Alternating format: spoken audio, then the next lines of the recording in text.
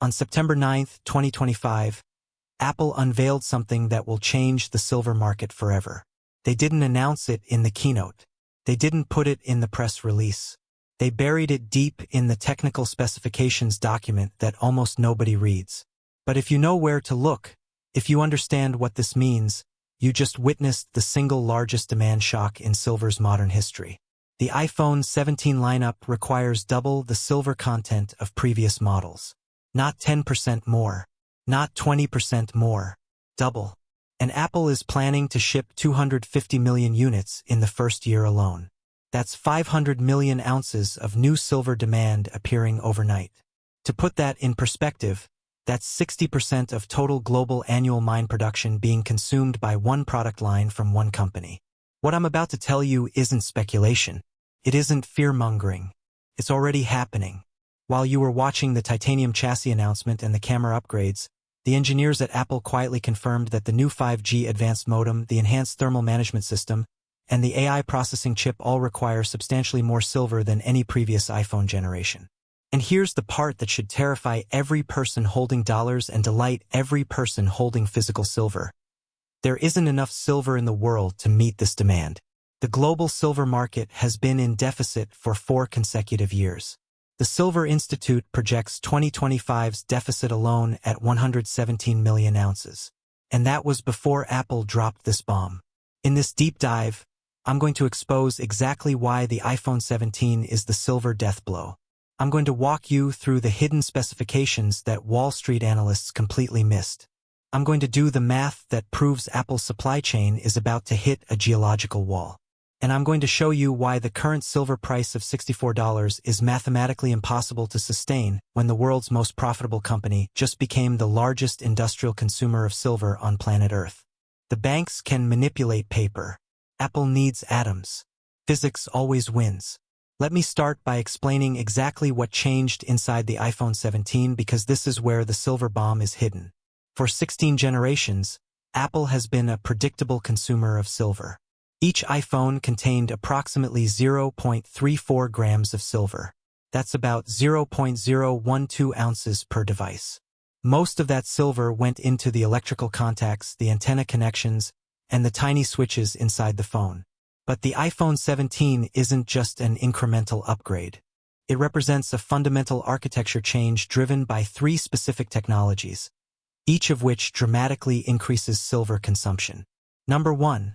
The Qualcomm X75 5G Advanced Modem. This is the first iPhone to support 5G Advanced, which requires significantly more complex RF switching and filtering.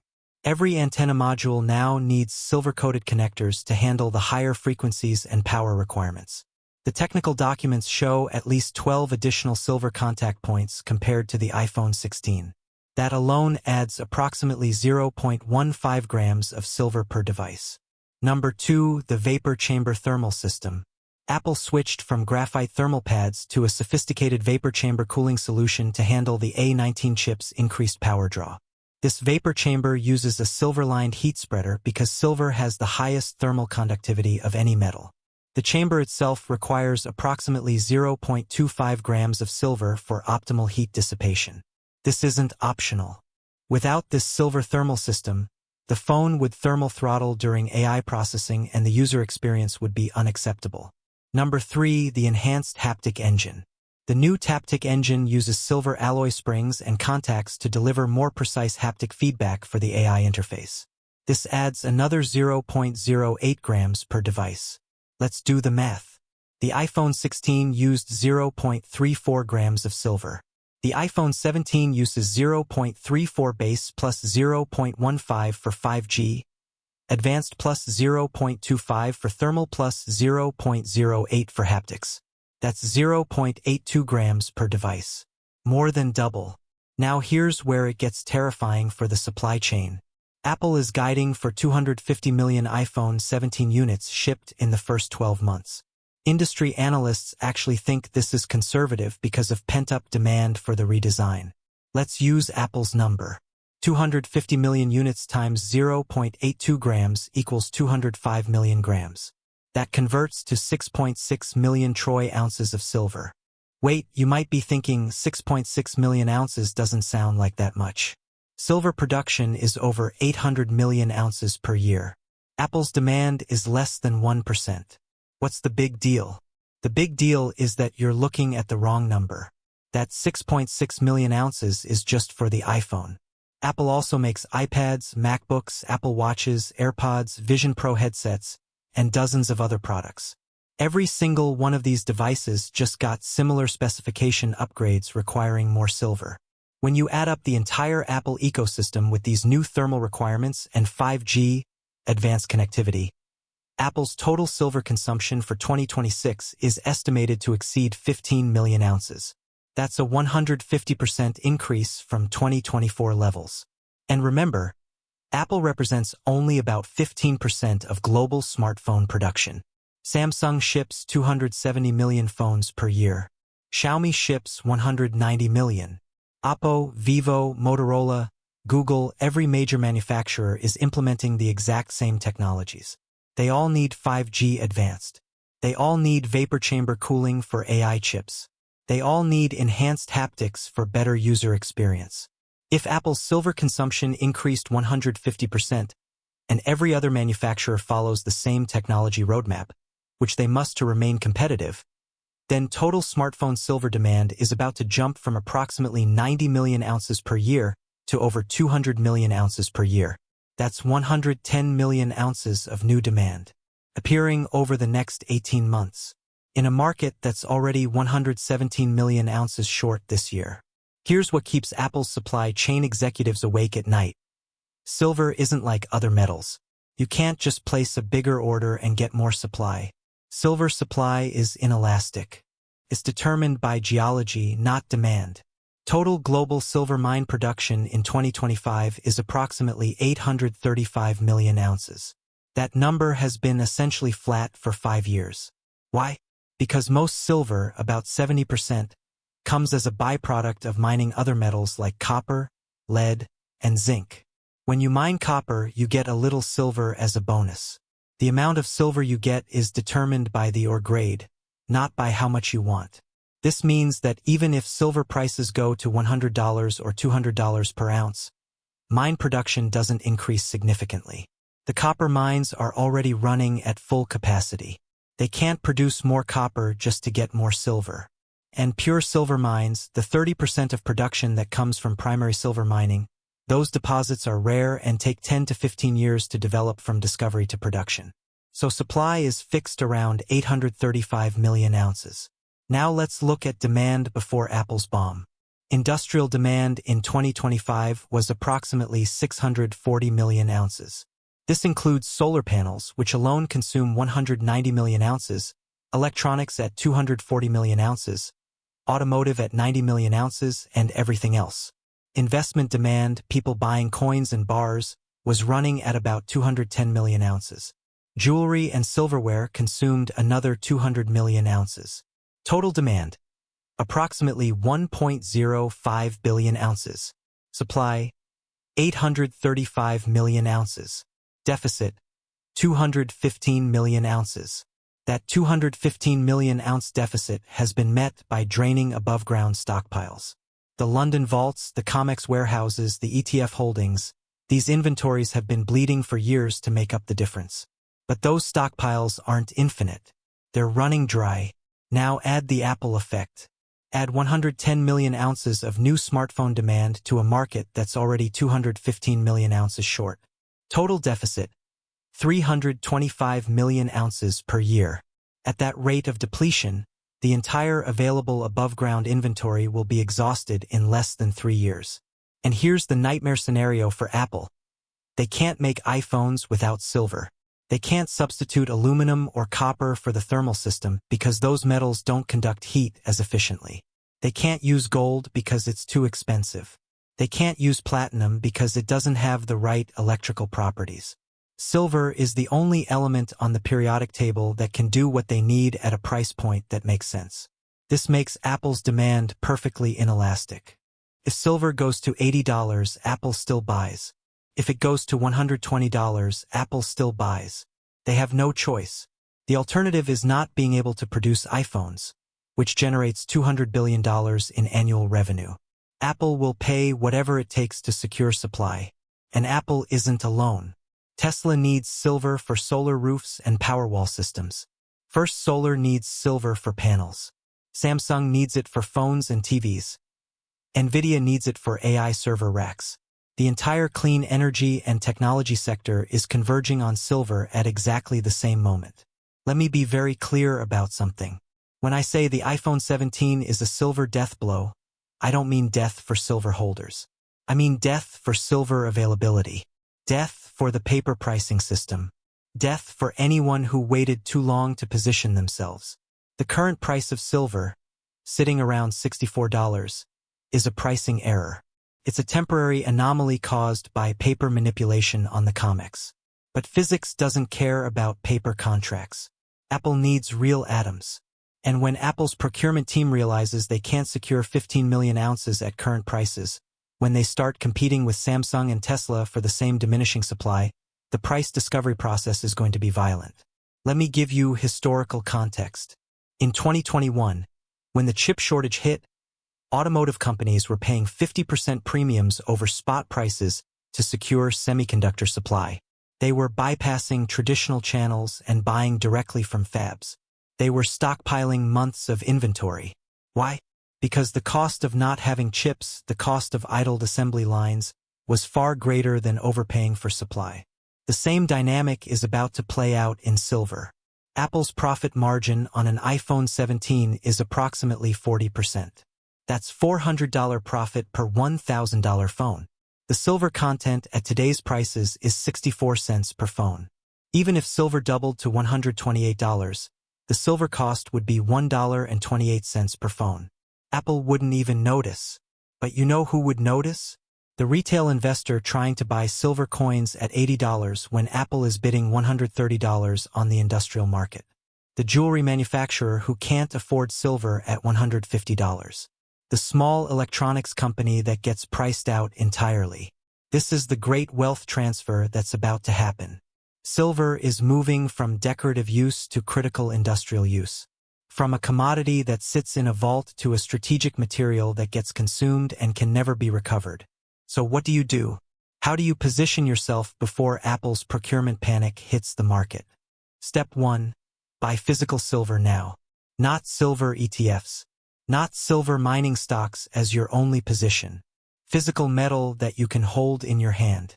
Coins, bars, rounds, it doesn't matter. What matters is accumulating ounces while the price still reflects the old demand model, before the iPhone 17 effect is fully priced in. The premium on physical silver has already started separating from spot prices. Dealers are reporting 4 to 6 week delays on popular products. That's the first sign that physical supply is tightening while paper prices are still being suppressed. Step 2. Focus on weight, not numismatics. In an industrial squeeze, Apple doesn't care if your coin has a mint mark or is graded MS-70. They care about silver content. When they need metal, they'll pay for weight. So maximize your ounces per dollar. Buy the cheapest recognizable form of silver you can find. Step 3. Understand the timeline. Apple's demand ramps through 2026 as iPhone 17 production scales. Samsung and other manufacturers follow 6 to 9 months behind. The supply crisis becomes acute in late 2026 or early 2027 when above-ground inventories approach zero. You have maybe 12 to 18 months before this trade becomes obvious to everyone. Before Wall Street wakes up. Before your neighbor starts asking how to buy silver. Before governments start talking about strategic metal reserves. Step 4. Consider silver miners, but be selective. The leverage in mining stocks can be enormous if silver goes to $100 or $150. But you need to own the right miners. Look for companies with these characteristics. Unhedged production so they benefit fully from rising prices, primary silver mines not byproduct, and jurisdiction safety in stable countries with rule of law. Step 5. Watch Apple's supply chain signals. Monitor the quarterly earnings calls. Listen for mentions of component constraints or supply chain investments. When Apple starts talking about long-term supply agreements or strategic stockpiling, that's your confirmation that the procurement panic has begun. Let me paint you a picture of what happens next. It's September 2026. The iPhone 17 has been on the market for a year. Sales exceeded expectations. Samsung's Galaxy S27 just launched with similar specifications. Global smartphone silver demand has hit 200 million ounces, exactly as predicted. But mine production didn't increase. It's still 835 million ounces. The deficit for 2026 is now 350 million ounces. The COMEX vaults are down to 40 million ounces of registered inventory. The London Bullion Market Association is reporting unprecedented tightness. Premiums on physical silver have blown out to $15 over spot. Apple's procurement team is getting worried. They've secured most of what they need for the year, but at prices significantly higher than budgeted. They paid an average of $85 per ounce, not the $64 they planned for. That's still manageable, but the trajectory is concerning. Then in October 2026, a major silver mine in Mexico faces labor strikes and shuts down for 3 months. That's 5 million ounces of supply that suddenly disappears.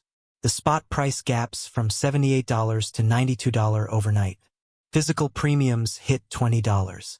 Dealers are sold out of everything. Mints can't get enough raw silver to produce coins.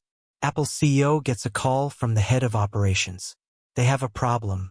Their silver supplier can't deliver the contracted volume for Q1 2027. They might need to slow iPhone production. That's unacceptable. The CEO authorizes emergency measures. Pay whatever it takes. Secure 6 months of inventory and find alternative suppliers. This is when the paper market breaks.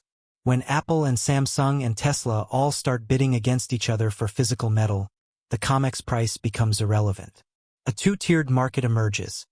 Paper silver trading at $95, physical silver trading at $140. The spread represents the premium you pay for actual metal versus a promise of metal. Governments take notice.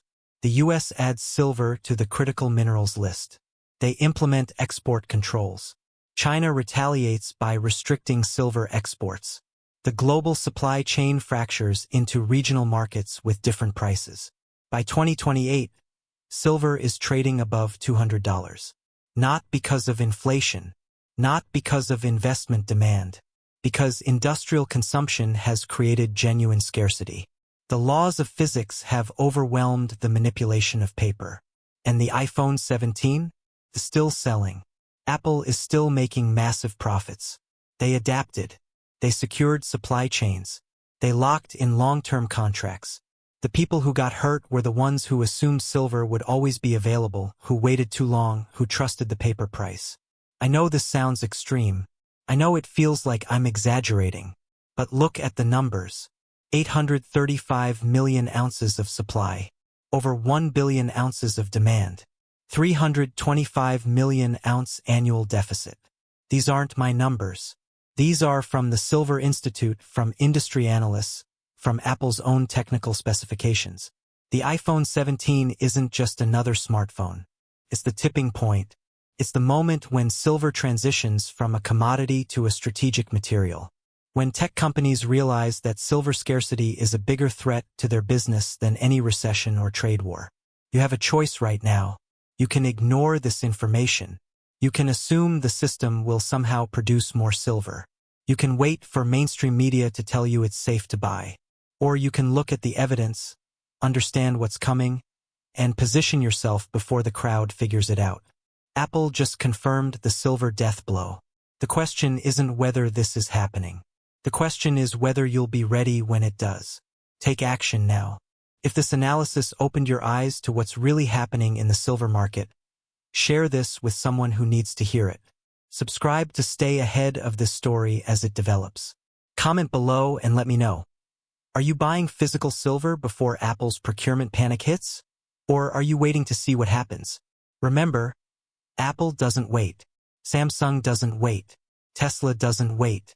The people who act early get the silver. The people who wait get the shortage. The iPhone 17 launches next month. The clock is ticking. Stay informed. Stay prepared. And whatever you do, don't bet against the periodic table.